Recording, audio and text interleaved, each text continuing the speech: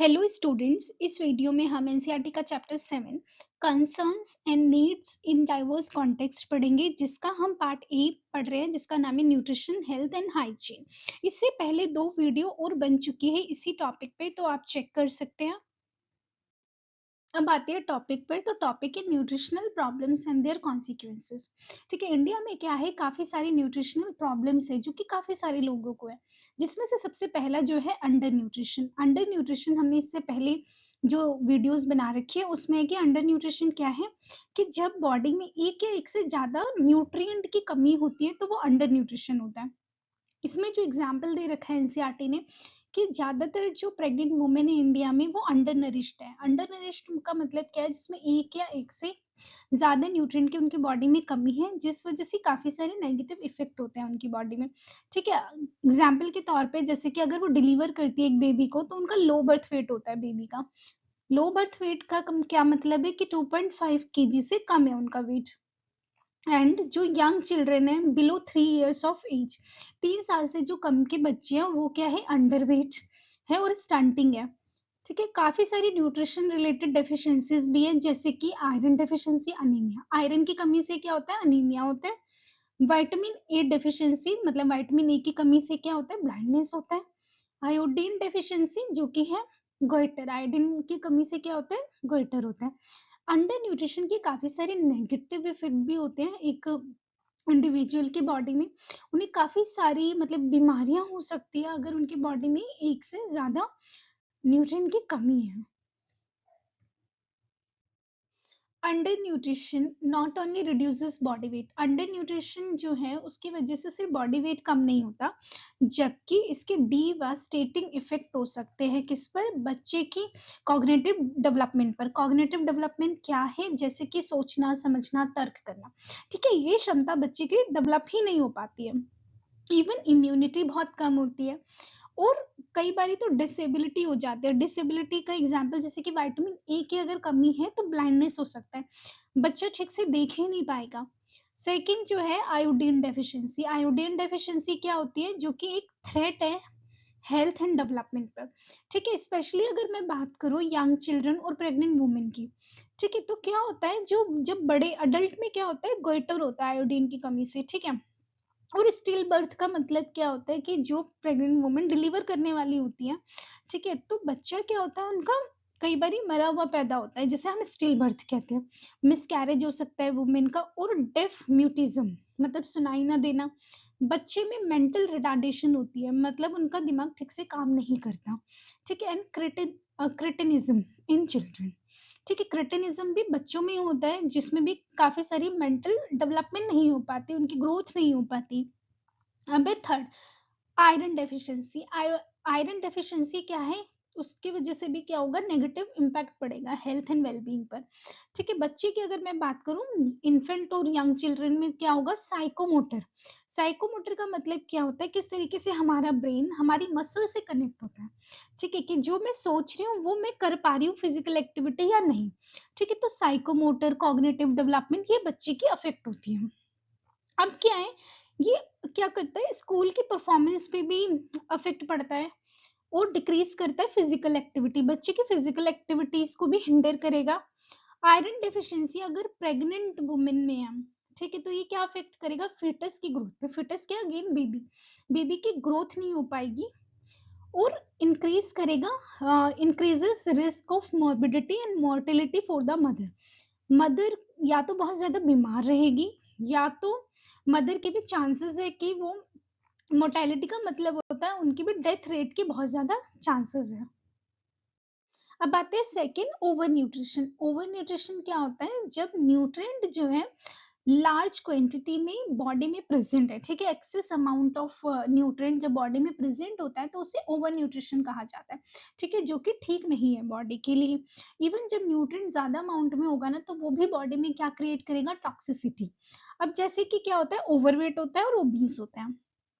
Obesity जो है ना वो क्या इंक्रीज करती है, ठीक है, ओबेसिटी जो है वो risk of diabetes, hypertension and hyper heart disease, body में ये 3 बीमारियों का रिस्क क्रिएट करती है।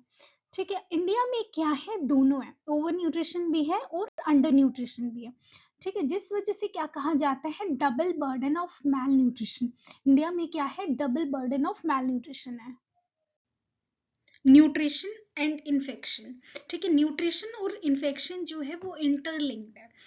अगर न्यूट्रिशनल स्टेटस अच्छा नहीं होता, ठीक है, पुअर है, ठीक है, सारे न्यूट्रिएंट बॉडी को नहीं मिल रहे, तो इससे क्या होता है, it decreases resistance and immunity. इसमें क्या है कि हम ज़्यादातर क्या होंगे, अगर हमारी बॉडी में न्यूट्रिशनल रिक्वायरमेंट फुलफिल नहीं होती तो हम बार बार बीमार पड़ते हैं, हमारी जो इम्यूनिटी है वो वीक हो जाती है। ठीक है, जिस वजह से क्या होता है, ये इंक्रीज करता है रिस्क ऑफ इन्फेक्शन। ठीक है, इन्फेक्शन के चांसेस बढ़ जाते हैं। जैसे कि in developing countries food borne illnesses, इसमें क्या है कि जितनी भी डेवलपिंग कंट्री है, ठीक है, उसमें फूड से जो रिलेटेड बीमारियां हैं वो बहुत ज़्यादा है। ठीक है, जैसे कि क्या है, डायरिया, डायसेंट्री, ये दोनों क्या है, मेजर प्रॉब्लम्स है। अगर ये होता है किसी पर्सन को तो इससे क्या होगा, डिहाइड्रेशन और इवन डेथ भी हो सकती है। ठीक है, लास्ट जो पॉइंट है कि many of the infections and communicable disease, communicable और इन्फेक्शन डिजीज सेम है। ठीक है, जो कि एक पर्सन से दूसरे पर्सन में होती है। ठीक है, उसे कम्युनिकेबल और इन्फेक्शियस डिजीज कहते हैं। ये किस वजह से होती है, due to poor environmental sanitation, मतलब हमने इन्वायरमेंट की साफ सफाई ठीक से नहीं है। ठीक है, इस वजह से अगर बाहर कूड़ा पड़ा हुआ है, ठीक है, पानी है, तो क्या होगा, मच्छर मक्खियाँ फैलेंगी, फिर उससे क्या होगा, जैसे डेंगू, मलेरिया और भी काफ़ी सारी बीमारियां फैलेंगी। ठीक है, पुअर हाउस होल्ड, घर पे ठीक से कुछ साफ सफाई नहीं है, पर्सनल एंड फूड हाइजीन, इस वजह से भी क्या हो सकता है, हमारा न्यूट्रिशनल स्टेटस खराब हो सकता है। तो जो न्यूट्रिशन है वो और इन्फेक्शन दोनों ही इंटरलिंक्ड है। अगर न्यूट्रिशन अच्छा होगा तो हमारी बॉडी भी फिट रहेगी और इवन हम बीमारियों से भी दूर रहेंगे। अब आते हैं हाइजीन एंड सैनिटेशन पर। ठीक है, prevention and control of disease has to be address both intrinsic and extrinsic factor. इसमें क्या है कि अगर मुझे किसी भी बीमारी को रोकना है या कंट्रोल करना है तो इसमें दो ही फैक्टर है, इंट्रिंसिक और एक्सट्रिंसिक, जो कि लिंक्ड है काफी सारी बीमारियों से। ठीक है, इसमें हम आते हैं इन्वायरमेंटल हाइजीन पे। इन्वायरमेंटल हाइजीन क्या है, मेरे आस पड़ोस में किस तरीके से साफ सफाई है। ठीक है, मैं जिस कम्युनिटी में रहती हूँ या जिस घर के आसपास जिस सोसाइटी में रहती हूँ वहां पर क्या सीन है।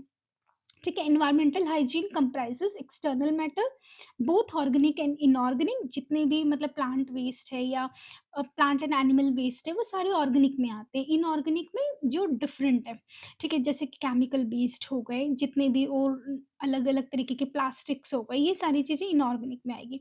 एट द डोमेस्टिक हाइजीन, हमारे घर में जो हाइजीन है, एंड कम्युनिटी लेवल पर। ठीक है, दिस इंक्लूड, अब इसमें भी क्या है, फिजिकल फैक्टर्स होते हैं जैसे कि वाटर, एयर, हाउसिंग, रेडिएशन, और बायोलॉजिकल फैक्टर्स जैसे कि जो भी लाइफ से रिलेटेड है, जैसे कि plant, bacteria, virus, insect, rodents and animals, ये सारे ही क्या है, बायोलॉजिकल फैक्टर्स है। अब आते हैं दो फैक्टर्स जो भी हमने बात की। ठीक है, एक है इंट्रिंसिक और एक है एक्सट्रिंसिक। इंट्रिंसिक में क्या होता है, host factor, as a individual बात करेंगे इसमें। एक्सट्रिंसिक में क्या होता है, इन्वायरमेंटल फैक्टर, हमारे इन्वायरमेंट से रिलेटेड, होस्ट के इन्वायरमेंट से रिलेटेड बात करते हैं इसमें। ठीक है, तो सबसे पहले हम कवर करेंगे इंट्रिंसिक देन एक्सट्रिंसिक। ठीक है, तो सबसे पहला जो फर्स्ट पॉइंट है इंट्रिंसिक का, age, sex, ethnicity and race, ये इंडिविजुअल के पॉइंट ऑफ व्यू से। ठीक है, कि उसकी एज क्या है, वो उसका सेक्स क्या है, या उसकी एथनिसिटी क्या है, वो किस रेस से बिलोंग कर रहे हैं। ठीक है, सेकंड जो है बायोलॉजिकल फैक्टर्स, इसमें क्या होता है, बायोलॉजिकल, उसके बॉडी के अंदर जो सेल्स से रिलेटेड है, जिस मतलब बहुत सारे सेल्स होते हैं जिससे हमारी बॉडी बनती है। ठीक है, तो सच इज हेरिडिटी।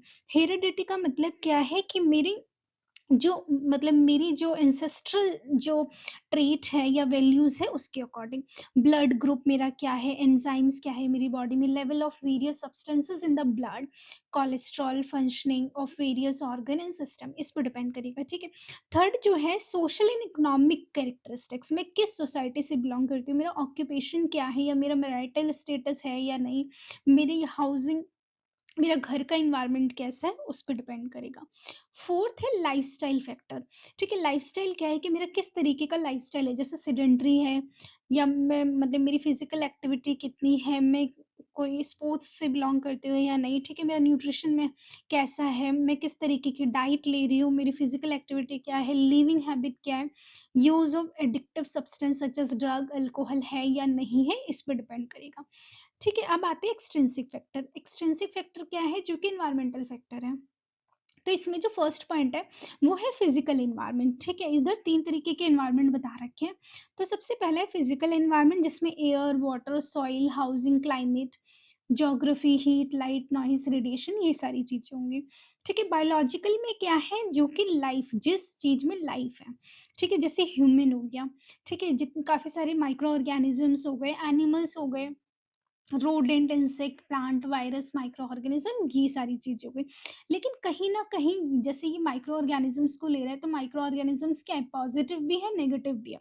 ठीक है, इसमें क्या है, हम खाने के लिए भी यूज करते हैं, जैसे कर्ड है, कर्ड में लैक्टोबैसिलस बैक्टीरिया है, वो गुड है। लेकिन अब जो हमें डिजीज कॉज करेगा माइक्रो ऑर्गेनिज्म, वो बैड है हमारे लिए। ठीक है, थर्ड है psycho social factor. Psycho social का मतलब क्या है कि मेरी मेंटल एबिलिटी और सोसाइटी से वो किस तरीके से कनेक्टेड है। मैं सोसाइटी, मतलब मेरा इन्वायरमेंट मुझे कितना सपोर्ट कर रहा है कि मेरी मेंटल वेलबींग अच्छी हो। जैसे इमोशनल वेलबींग हो गई, कल्चरल वैल्यूज हो गई, कस्टम हो गया, हैबिट्स हो गई, बिलीव हो गया, attitude, religion, lifestyle, health service and etcetera. जितनी भी फूड बॉर्न इलनेसेस जो होती है, वो तब होती है जब हम ऐसा फूड कंज्यूम करेंगे जिसके अंदर डिजीज कॉजिंग माइक्रो ऑर्गेनिजम्स होंगे। ठीक है, डिजीज कॉजिंग माइक्रो ऑर्गेनिजम्स को ही कहते हैं पैथोजेनिक। ठीक है, तो जब ऐसे माइक्रो ऑर्गेनिज्म जो मुझे बीमारी कॉज करेंगे, ठीक है, मुझे कोई बीमारी होगी, तो वो क्या है, मेरे लिए पैथोजेनिक फूड है। ठीक है, अब ऐसी जो बीमारियां हैं, ठीक है, जो कि फूड, जो कि बेसिकली पैथोजेनिक फूड से होती है, वो है diarrhoea, dysentery, amoebiasis, infective hepatitis, typhoid, listeriosis, botulism, cholera, gastroenteritis. ठीक है, ये सारी क्या है, फूड बोर्न इलनेसेस है। ठीक है, एग्जाम में आ सकता है, इनमें से कोई सा भी किसी के बारे में भी पूछ लिया जाएगा। ठीक है, तो most of this are traced back to poor personal. ये होता किस वजह से है, basically personal and food handling जो प्रैक्टिसेस है ना, अगर वो अच्छी नहीं होती। ठीक है, जब हम फूड बना रहे होते हैं, तो किसी भी, मतलब किसी भी स्टेप पर अगर कोई भी, मतलब पर्सनल हाइजीन ठीक नहीं है, ठीक है, नेल्स अगर खाना बनाने वालों की अच्छी नहीं है, ठीक है, तो वहां से बैक्टीरिया ट्रांसफर हो सकता है। ठीक है, अगर मैंने यूटेंसिल्स को ठीक से साफ नहीं किए, तो उससे हो सकता है। ठीक है, तो ये क्या है, बेसिकली फूड बोर्न इलनेसेस है यहाँ पर जो बताई गई है, कि अगर हम ठीक से पर्सनल हाइजीन ठीक से नहीं रखेंगे, फूड हैंडलिंग प्रैक्टिस ठीक से नहीं करेंगे, तो ये बीमारियां हो सकती है।